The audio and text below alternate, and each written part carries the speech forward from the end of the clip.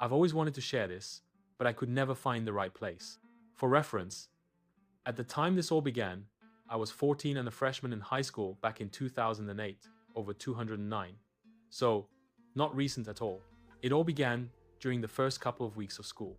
I went to this school district all my life and never had any real issues since I had no enemies and only friends. So, anyway, it all began one Friday afternoon after school. I was hanging out with friends outside of the school until my mom came to pick me up when I decided to go upstairs to my locker and put a textbook away that I was originally going to bring home for the weekend. When I got up to my locker, there was a note taped onto it. My name was written on it with a heart around it, and I read it. It was a love letter signed, "Your secret admirer." Thinking it was a friend playing a prank, I laughed it off and tossed it in the trash.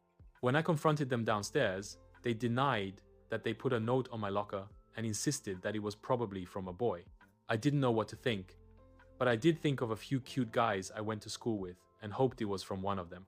But I sighed and thought it could have been anyone, and most likely none of them. 2 months go by. During this time, we had school picture day, and my mom had ordered some, which were eventually given to us during one of our classes. I kept them in my locker so I wouldn't lose them. It was a Friday, and I was going to stay after school with friends again and hang around until the school football game was over later in the evening. I waited until about 2 hours after school ended or so to grab my belongings out of my locker, including the photos.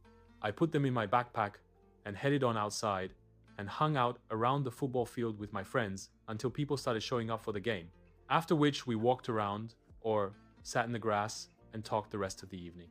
When I got home that night, I gave my mom the photos, and she noticed that one of the wallet's photos had been cut off from the rest. I never bothered to look at all of them, and so I wasn't aware of this. I told her I didn't cut one off, but she didn't believe me. I didn't know what to think of it. A few weeks go by, and I all but forgot about the missing photo. I found another note taped to my locker, and this time, one of my school photos was in it with a heart drawn around my head.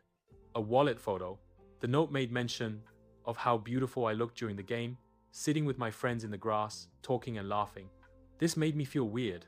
Whoever is doing this had stolen one of my photos, either out of my locker during school, which means they have my lock combination on that Friday, or while I left my backpack unattended during the football game. Once again, it was probably one of my friends playing a prank on me, and I didn't say anything about it. It had been several months since that last note. Things took a rather stressful turn the following week. I was at home after school one day alone, while my mom was working a double shift when somebody came knocking on my front door. Thinking it was a pesky neighbor, I took my sweet time to answer it and opened the door to find nobody there. I looked around and saw nothing but other mobile homes and neighbors' cars. I shut the door and resumed what I was doing. I heard the knocking again about 10 minutes later. I took my time to answer it and found Mike, one of our only friendly male neighbors there, with his Boston Terrier on a leash. He asked me if I had somebody over, which I did it.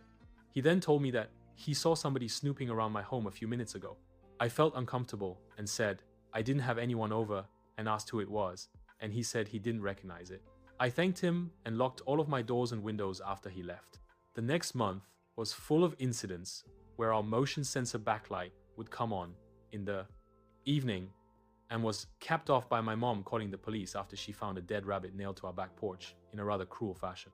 At the time, I never would have imagined that the notes snooping around and not the dead rabbit were the work of somebody who had been stalking me in the shadows for the last several months.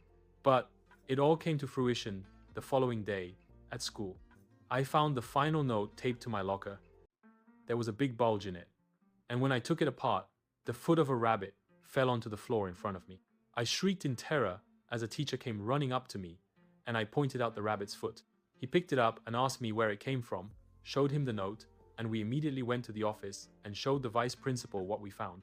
Later in the day, I was called into the office and found my mom there with the principal and vice principal. It was there that I had to recount the events over the last couple of months for the first time to anyone and give the names of students that I think may have been responsible based on any suspicious interactions I had through social media or in school. But I never had anyone that seemed off me.